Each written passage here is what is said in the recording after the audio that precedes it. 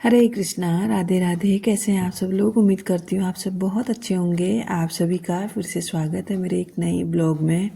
आज बहुत दिनों के बाद अर्ली मॉर्निंग वाला ब्लॉग बन रहा है और अभी टाइम हो रहा है सुबह के 5 बजे हैं। उठने के बाद हाथ मुँह धो के मैं आ गई हूँ किचन में। अपने लिए अदरक का पानी बना लिया है।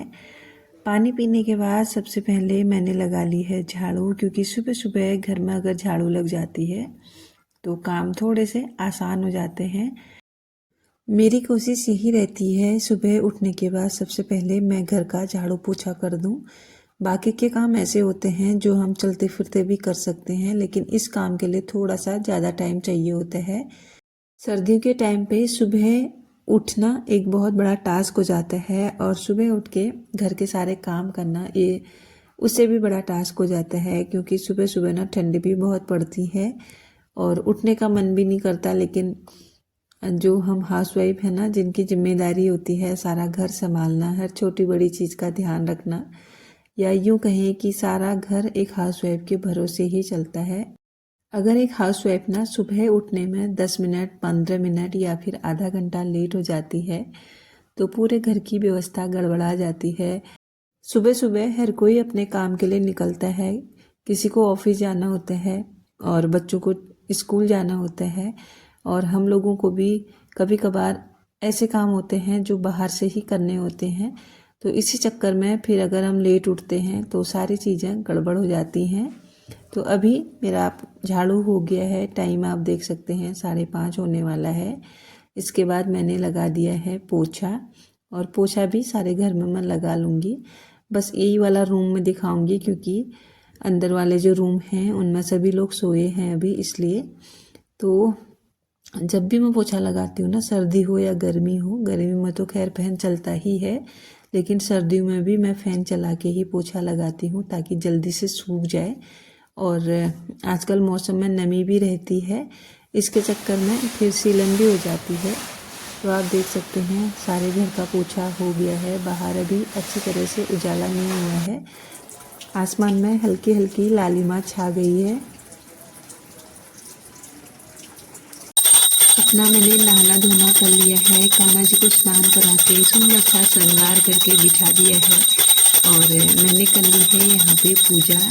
और यकीन मानिए, जब आप सुबह सुबह उठ के घर की साफ़ सफाई करके पूजा करते हैं ना, वो जो फीलिंग होती है ना, इतनी अच्छी होती है, एक नेक्स्ट लेवल की होती है, जो मन को शांति देती है ना। बहुत अच्छा लगता है मंदिर में बैठना सुबह सुबह ना।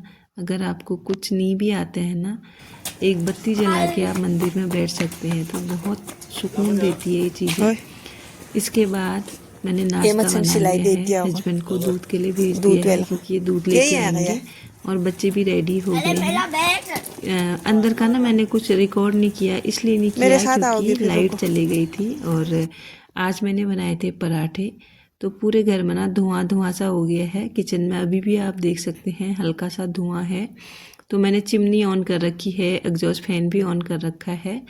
पूर्वी रेडी हो गई थी, अभी दोबारा से मेरे पास आई है, बोल रही थी मेरे ब्लेजर का बटन जो है वो टूट गया है, तो यहाँ पे मैं उसको लगा लूँगी, क्योंकि उसको स्कूल के लिए चाहिए, ज़रूरी है। और हमारे यहाँ बोलते हैं सुबह बिना खाए पिए कुछ सिलते नहीं है, मतलब सिलाई नहीं करते हैं। तो मैंने थोड़ा सा पराठा खा लिया था, क्योंकि कान्हा जी को मैंने भोग लगा दिया है। तो ये छोटी छोटी से लेके बड़ी बड़ी जिम्मेदारियों तक का काम एक हाउसवाइफ का ही होता है। देख सकते हैं एक बटन लगाने से लेके और भी बहुत सारे काम होते हैं, जो अगर मैं इसको अभी नहीं लगाती ना तो पूर्वी को थोड़ी बहुत परेशानी हो सकती थी। सब चीज़ें ध्यान में रखनी पड़ती हैं। साथ के साथ मैंने यहाँ पे चाय भी बॉईल कर दी है, और मम्मी ने भी नहा दिया है।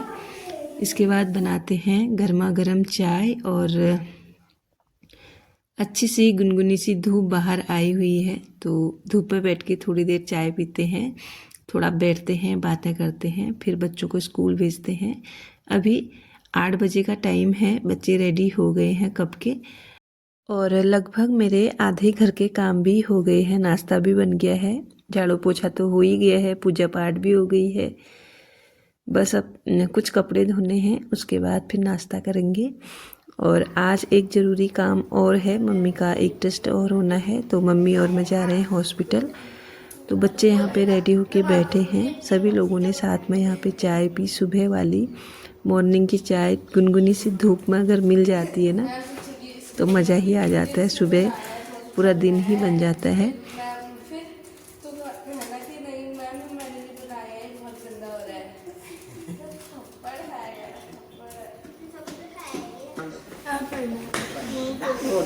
इतने में बच्चों की गाड़ी भी आ गई थी स्कूल की, और बच्चे चले गए हैं स्कूल को।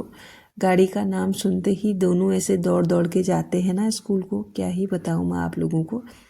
इसके बाद मैं आ गई हूँ अंदर, और मैंने यहाँ पे सारे खिड़की दरवाजे खोल दिए हैं ताकि थोड़ी सी हवा अंदर भी आए। सर्दियों में क्या है ना, ज़्यादातर दरवाजे बंद ही रहते हैं, इस चक्कर में अंदर से ना थोड़ी सी स्मेल भी आने का चांसेस रहता है। लेकिन मैं टाइम टू टाइम में जितनी भी धूप आती है सारे दरवाजे ओपन कर देती हूँ। तो इसके बाद फिर मम्मी ने थोड़े बहुत बर्तन हो रहे थे नाश्ते के, वो धो लिए थे। अब हम निकल गए हैं हॉस्पिटल की ओर।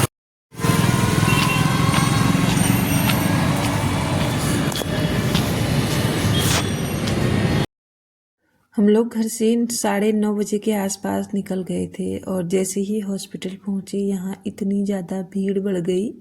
जिस टाइम पे हम गए थे थोड़े कम ही लोग थे, बट इसके बाद यहाँ इतनी भीड़ बढ़ी 9 बजे से मान के चलो 9:30 या 10 बजे हम हॉस्पिटल पहुँचे होंगे, और हम घर पहुँचे हैं 4 बजे के आसपास, क्योंकि हॉस्पिटल में इतनी भीड़ थी। हमारा नंबर 2 बजे आया। फिर घर पहुंचने के बाद हस्बैंड ने खाना बना के बच्चों को खिला रखा था, और बच्चे ट्यूशन चले गए थे।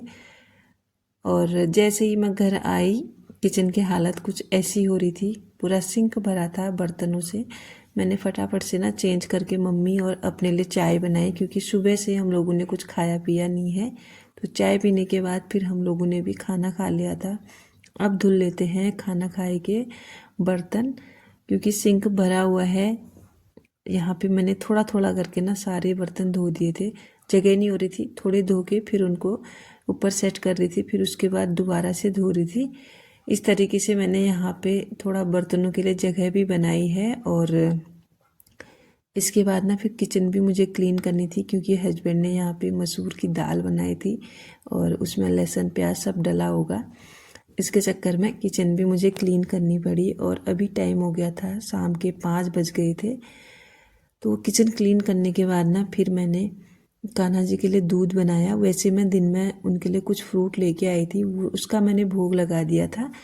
उसके बाद मैंने यहाँ पे किचन क्लीन करके उनके लिए दूध गर्म किया और दूध का भोग लगाया। और आज मुझे ना शाम के टाइम पे बबीता लोगों के घर में भी जाना है, क्योंकि उनके घर में है सत्यनारायण की कथा।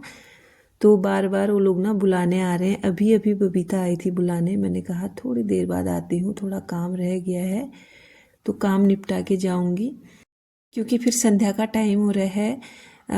गंदी सी किचन और सिंक में पड़े हुए जूठे बर्तन ना संध्या के टाइम पे बिल्कुल भी अच्छे नहीं होते हैं, इसलिए मैंने फटाफट से किचन का काम निपटाया। तो यहाँ पे मैंने स्लैब भी धो दी है, और जो गैस चूल्हा है मेरा वो भी मैंने धो दिया है। अच्छे तरीके से गैस वगैरह साफ़ कर ली।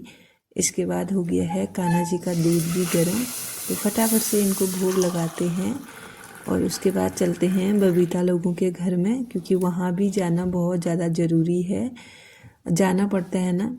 तो ये ना मैं पाइनएप्पल लेके आई थी, तो इसी का मैंने दिन में उनको भोग लगा दिया था आते ही। अभी मैं चली गई हूँ बबीता लोगों के घर में, और आज का जो ब्लॉग है अब उसको मैं यहीं पे क्लोज करती हूँ। कैसा लगा आप लोगों को कमेंट करके ज़रूर बताइएगा। Bye bye everyone.